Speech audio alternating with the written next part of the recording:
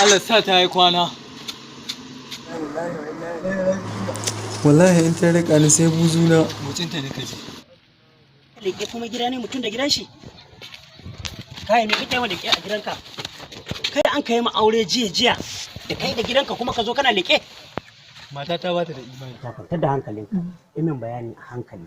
In san abun da annan. Na ci tsaye mu mata. Kana ji na?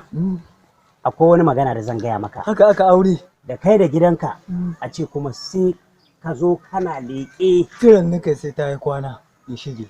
Kwana fa? Ban da attaka. Ta gwada min wani. To.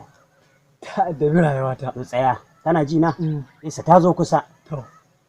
Akwai wani nanan da aka ce ma Bashar yana sai da maganin mata. Subhanallah. Yara ka zai yi. Gyara ni sai ka ce tsohon mota. Da yanzu da kai tsohon mota ba ku da bambanci. Ba ku da bambanci. Wanda ka gudun shiga gida ne an yi mai sabo amarya. Yanzu kana ji na? Ina jin ka, ina jin ka. Za mu ga Bashari. Zai baka magani.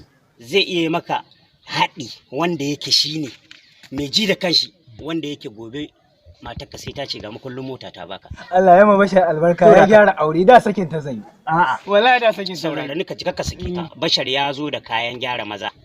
Abokina. Bashar, kace Bashar. Bashar. Shi yana tasin din Dr. Suleiman. Kaga ko wanda ya tsaya wurin asibiti ya ka gani. Magana ta gani. Albishirin ku ma'aurata.